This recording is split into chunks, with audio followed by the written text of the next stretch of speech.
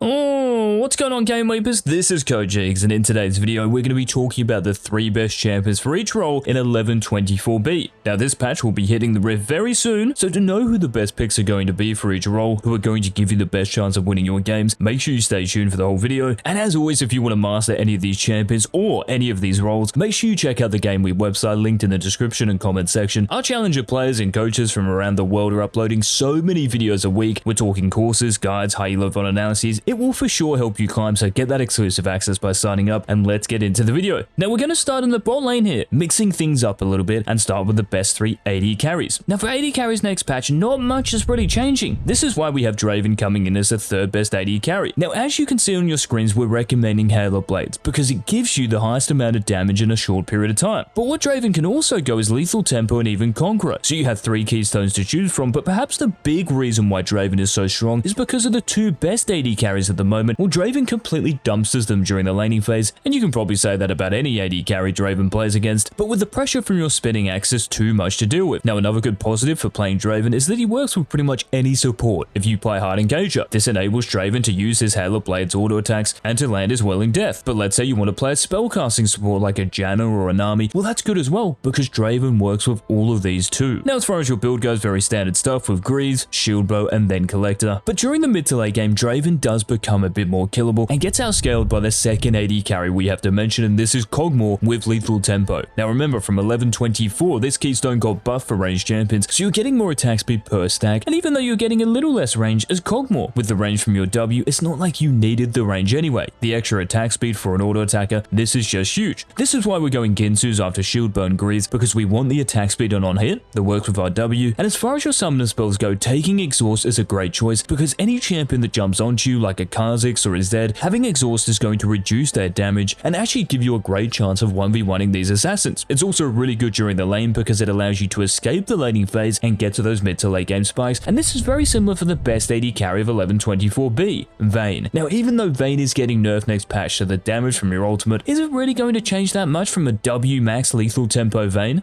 No. Now here you can see we've recommended Cleanse as your 2nd summoner spell with Flash because mobility is a huge part of your kit. Once you get caught, you're probably going to die. So having the ability to tumble and use your innate movement speed from your passive, this is key. And just like Kog'Maw with Shield Bow, Ginsu's, and then Berserker's Greaves, it's an extremely potent setup at the moment, and even though you're getting nerfed next patch, Vayne will still have one of the best win rates, if not the best, out of all the AD carries. But what about the supports who might want to back these AD carries up? Well, the 3rd support we have to recommend for next patch, this is Zyra. Now Zyra is such an amazing pick at the moment because lots of supports who are getting picked are enchantresses. So these healers and shielders, these protectors, these peelers, and Zyra with Liandry's Anguish and your snare from your E, land one of these and you are going to blow the enemy bot lane to bits. This is why we're maxing our E first and pairing Liandry's Anguish with Sorcerer Shoes and then Zhonya's Hourglass, because we need a bit of survivability. We already have enough damage with Sorcerer Shoes and Liandry's, so Zhonya's is going to allow us to stay alive a bit longer during those team fights. And if we just look at the rune page for Zyra here real quick, this page I'm going to recommend with Relentless Hunter. This is actually a defining rune to have in this page because movement speed on Zyra is such an underrated stat. It's going to allow you to get into position to catch the enemy champions out and also prevent the enemy team from catching you out. But the top 2 supports who are just outperforming Zyra at the moment, even though Zyra might do well into both of them, these are Soraka and Sona. And for these 2 supports with no nerfs coming in next patch, they are still going to be the standout support. Like when Sona and Soraka have around a 54% win rate, that is when you know. But one champion in the mid lane who can do really well against these 3 supports is coming in at number 3 for the mid laners for next patch, and this is Lux. And despite Lux's Q getting nerfed from last patch, nothing has really changed. She still has one of the premier win rates in the mid lane, and with her build of Luden's Tempest, Sorcerer's Shoes, the AP, the Magic Penetration, and then with Horizon Focus, so the passive is now proccing off your Lucent Singularity, it just makes Lux such an impossible champion to play against. The fact that her ultimate is on a 60-second cooldown at level 6, it just goes to show how OP this champion is. This is why we're going to run Ultimate Hunter in our runes to reduce that cooldown even more. And in the mid to late game during those team fights, it's really not surprising if you get at least 2 ultimates off during that fight. And the next mid laner coming in at number 2 also loves getting an ultimate off during a team fight, and this is Qiyana, the best AD assassin in the entire game. I mean, just look at this win rate, 58% with this page, and the interesting thing here is running Presence of Mind. This means that during the laning phase you're not going to go and if you look down at the bottom, we're Prowler's Claw, Lucidity Boots, and then Ghostblade, 66% win rate in over 100 matches. That is ridiculous. Just make make sure you ban Aurelia and you should be sweet. But the number one mid laner for patch 11.24b, this is Anivia, and lots of mid laners at the moment who are doing very well. These are champions who can build Archangel stuff, which got buffed from 11.24, so the cost has gone down 400 gold. So if we think of Kassadin, even though he's getting nerfed, Orianna, Anivia, Cassiopeia, well, Anivia really is the standout. And when you pair this with Everfrost, you have all the ability haste, the self-peel you need, because getting jumped on as Anivia, you are a pretty fragile champion, so keeping those enemies at bay with your ultimate, your Flash Frost, and the Everfrost active, it makes it extremely hard for enemy champions to actually run into you. And just like Kiana, we're running Presence of Mind in our runes so we don't go room all the time. And thanks to all those buffs last season to Anivia, where your auto attacks are traveling at a higher speed, and the animation is quicker and your ultimate is just on a lower cooldown, it makes Anivia's laning phase a lot harder to deal with and doesn't give up any of the mid to late game power that she had back in the day. Now let's move to the top lane and talk about the three best for 11.24b, and the first of these coming in at number 3, this is Quinn. And we spoke yesterday in the top 15 top laners video that Quinn would press the attack. It's just too much to deal with. She's been a very consistent fixture in the top laners video, so it's impossible to leave her out of this countdown. The fact that Conqueror, the stacking is now back in 5 seconds, this has seen bruisers rise up in play, and for Quinn, because she beat pretty much every bruiser and melee champion in the game, this has also seen Quinn have a bit more success, just like Kayle. But for Kayle, Conqueror getting buffed does actually make these matchups a bit scarier. But the good news is